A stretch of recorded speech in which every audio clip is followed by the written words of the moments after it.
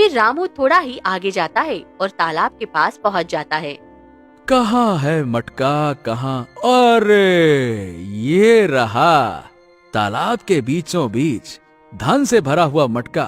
खैर, मुझे धन तो चाहिए नहीं, मुझे तो गांव वालों का पता लगाना था। चल रामू, कूद तालाब में। फिर रामू तालाब में कूद जाता है और जैसे ही रामू मटका को छूता है, अचानक तेज रोशनी में रामू गायब हो जाता है और दूसरी दुनिया में पहुंच जाता है। बाप रे, ये कैसी दुनिया है? इतना गोल क्यों है? यानी कि ये मटकों की दुनिया है। अब मैं यहाँ तो आ गया हूँ, लेकिन वापस कैसे जाऊं? बाप रे। उसी समय सुंदर नकाब वाली एक रहस्यमय लड़की सामने आती है। लंबे बाल, खूबसूरत आंखें, हाथ में बांसुरी थी। ओह, कौन है ये अजीब जंगल की रहस्यमयी लड़की? लड़की चुप रहती है और धीरे से बांसुरी बजाती है। ये धुन, ये कैसी धुन है? मैं इसके पीछे पीछे क्यों जा रहा हूँ? मेरे कदम मेरे कदम मेरे बस में नहीं है। रुक जाओ। अरे रे, ये क्या चक्कर है? लड़की बांसुरी बजाती हुई आगे आगे चलने लगती है। रामू चाहकर भी खुद को रोक नहीं पाता है और उसके पीछे पीछे जाने लगता है। कुछ देर बाद एक अजीब जगह पहुंच जाता है, जहां चारों तरफ बड़े बड़े मटके, हर मटके में सिर्फ गर्दन बाहर थी। बाप रे बाप, इतने सारे मटके, और वो भी इतने बड़े बड़े, और एक एक गांव वालों का सिर्फ गर्दन दिख रहा है। ओ, यानी कि इसने सभी गांव वालों को पूरी तरह से इस मटके में कैद कर दिया है। तभी लड़की जोर जोर से हंसने लगती है।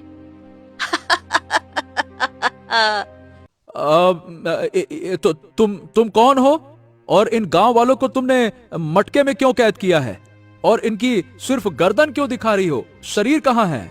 अब तू भी एक मटके में बदल जाएगा। ये देख, ये बड़ा सा मटका अब ये तेरी कब्र बनेगा। रोशनी रामू को पकड़ने आती है। तभी रामू झट से मिट्टी उठाकर उसकी आंखों में फेंक देता है। मुझे नहीं पकड़ पाएगी, समझी? मैं तुझे जिंदा नहीं छोड़ूंगी। अरे देखो, मैं तुमको नुकसान पहुंचाने या किसी लालच में नहीं आया। मैं तो यहाँ अपने गांव वालों की मदद करने आया हूँ। मुझे ये बताओ, क्यों मटके की दुनिया में कैद करके रखी हो इन सबको? देखो, मेरी बात समझो, मुझे बस इतना बताओ, क्यों किया है? ठीक है, तुझे तो वैसे भी मरना है और तू लालची भी नहीं है, इसलिए ये इच्छा जरूर पूरी करूंगी। मेरा सच जानना है ना? सुन, ये बात उस समय की है जब मैं इस दुनिया में आने वाली थी। अरे ओ शंभू, तेरी पत्नी को बच्चा होने वाला है। बता देना कि लड़का हुआ है या लड़की, सबको खबर कर देंगे। हाँ, चिंता मत कीजिए काका, लड़की होगी तो आप तो जानते ही हैं ना, हमारे गांव की जो परंपरा है हम वही करेंगे, मार डालेंगे उसको। नहीं चाहिए लड़की हमको। हाँ, अगर एक भी लड़की हमारे गांव में बच गई तो हमारे पूरे गांव के लिए विनाश आ जाएगा। हमारे दादाओं ने कहा था कि हमारे गांव में एक भी लड़की पैदा नहीं होनी चाहिए, सिर्फ लड़का ही पैदा होना चाहिए। हाँ, याद रखना। हाँ काका, मुझे सब याद है, सब याद है। तभी अचानक बच्चे की रोने की आवाज आती है। हाँ, जा, देख, तेरी पत्नी को बच्चा हो गया। देख तो सही, बेटा है या बेटी? हाँ, ठीक है काका, मैं अभी देखकर बताता हूँ, रुको। शंभू घर के अंदर जाता है। जी, मेरा बच्चा इस दुनिया में आ गया जी। अच्छा ठीक है, बच्चा तो आ गया, पर ये बता, लड़का है या लड़की? आप कैसी बातें कर रहे हो? इतनी मन्नत के बाद मुझे बच्चा हुआ है और आप ये सवाल मुझसे पूछ रहे हो? हाँ, मैंने मन्नत मांगी थी, लेकिन उससे बड़ी है हमारे गांव की परंपरा। जल्दी बता, क्या हुआ है, लड़का या लड़की? लड़का है। क्या? सच में? मुझे लड़का हुआ है? हाँ, बहुत बड़ा बोझ हल्का हो गया। अब मैं खुशी से पूरे गांव में कह सकता हूँ, मेरे घर लड़का हुआ है। शंभू झोपड़ी से बाहर निकलता है। मुझे मुझे माफ कर दीजिएगा जी, पर मैं अपनी बेटी को खोना नहीं चाहती हूँ। मैं जानती हूँ आप लोगों को बेटी से नफरत है, लेकिन मैं अपनी बेटी को किसी भी कीमत पर नहीं खोना चाहती हूँ। वही शंभू हंसते हुए घर से बाहर आता है। अरे काका, बधाई हो, बधाई हो। अरे बेटा हुआ है मुझको, बेटा। हाँ। ये तो बड़ी खुशी की बात है। पूरे गांव में मिठाई बांटी जाएगी और सभी ओर ढोल नगाड़े बजाकर बताया जाए, हमारे गांव में बेटा ही पैदा हुआ है। फिर सभी गांव वाले खुशी मनाने लगते हैं और ऐसे ही धीरे धीरे वक्त बीतता है और देखते ही देखते 4 साल बीत जाते हैं। मेरी बेटी रोशनी, तुम अब 4 साल की हो गई हो, पर किसी को आज तक ये नहीं पता चला कि तुम मेरी बेटी हो या बेटा। जब तक हो सके मैं किसी को पता भी नहीं चलने दूंगी कि तुम मेरी बेटी हो, मेरा बेटा नहीं। उसी समय शंभू पीछे से सुन लेता है। ममता, ये तूने झूठ बोला। ये बेटी है। तुमने तो कहा था कि ये बेटा है। ये बात अभी जाकर गांव वालों को बताता हूँ। तूने झूठ क्यों बोला? हाँ। ये आप कैसी बातें कर रहे हो जी? ये आपकी बेटी है, हमारा खून है। ऐसा मत करिए भगवान के लिए। हमने ये बात 4 साल तक गांव वालों से छुपाई है। आप भी मत बताइए। देखो, इतनी मासूम सी बच्ची है, ऐसा मत करिए। नहीं, पूरे गांव वालों की जान मैं खतरे में नहीं डाल सकता। और ये तो बहुत बड़ा पाप हो गया है, वो भी 4 सालों तक। ये हमारे गांव में जिंदा है। अब पता नहीं ये पाप धुलेगा भी कि नहीं धुलेगा। शंभू घर से निकल पड़ता है। माँ, माँ, पिताजी ऐसा क्यों कर रहे थे? क्या मैं पाप हूँ क्या माँ? नहीं बेटी, तू बिल्कुल पाप नहीं है। तू तो मेरी लक्ष्मी है। पता नहीं अब क्या होने वाला है। दूसरी तरफ शंभू बूढ़े व्यक्ति के पास पहुँचता है। क्या हुआ शंभू? तू आज बहुत घबराया हुआ लग रहा है, क्या बात है? काका, अब बात यह है कि मेरी पत्नी ने झूठ बोला था और मेरे घर में जो बेटा है वो बेटा नहीं बल्कि बेटी है, बेटी।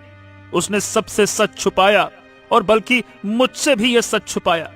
चलिए चलिए काका, हमें इसका समाधान करना ही होगा। नहीं नहीं नहीं नहीं नहीं नहीं, ये तो बहुत बड़ा पाप हो गया है। अरे 4 साल हो गए, तू क्या बेहोश रहता था अपने घर में? नालायक कहीं का। अब तो हमें उसे जान से मारना ही होगा, नहीं तो हमारे गांव में पता नहीं कितनों की बलि चढ़ जाएगी। तो हम क्या करें काका? जल्दी से रास्ता बताइए। आप ही तो इस गांव के गुरु हैं। आप जो कहते हैं वही हम लोग करते हैं। इतने बड़े पाप को हम कैसे धोएंगे?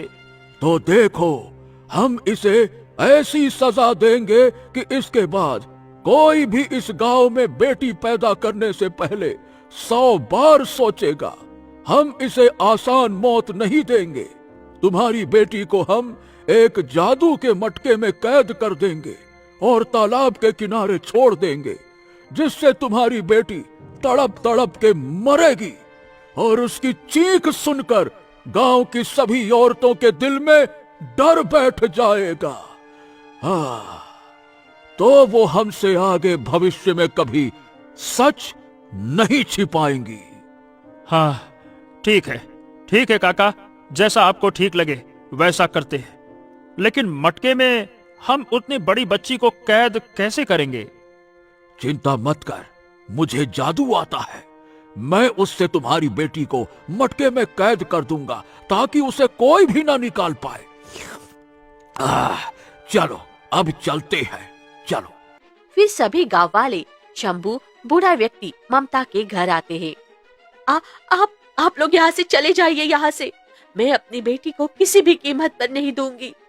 अरे तुम दोगी कैसे नहीं? मैं इस पाप को अपने घर में नहीं रख सकता। अरे दे, जल्दी से मेरे घर से निकालना है इसको। अरे ला दे, चल चल तू चल मेरे साथ। शंभू रोशनी का हाथ पकड़कर घसीटता है। नहीं नहीं पिताजी, मुझे छोड़ दीजिए। माँ, मुझे बचाओ। माँ, मुझे नहीं जाना है। माँ, मुझे आपके पास रहना है। भगवान के लिए छोड़ दीजिए मेरी बेटी को, छोड़ दो। तुम लोग ये क्या कर रहे हो? तुम लोग ठीक नहीं कर रहे हो। मेरी बेटी को छोड़ दो। ममता आगे बढ़ती है, तभी पैर फिसलता है और सिर पत्थर से टकराकर उसकी मृत्यु हो जाती है। नहीं, ऐसा मत करो। भगवान के लिए छोड़ दो मेरी माँ को। क्या हो गया है? उसके सर से खून निकल रहा है। पिताजी देखिए ना। चुप हो जा। उसको तो मैं बाद में देखूंगा। उसने जो किया उसकी सजा तो उसे जरूर मिलेगी। पहले तुझे मौत की सजा देंगे। ओह, चल। हाँ, ये देख मटका, इसे यहाँ पे रखो रखो। फिर बूढ़ा व्यक्ति मंत्र पढ़ता है। रोशनी मटके में कैद हो जाती है। मुझे बाहर निकालो पिताजी, मेरा दम घुट रहा है। इस मटके से मुझे बाहर निकालो। अब इस मटके को ले जाकर तालाब के किनारे रख दो।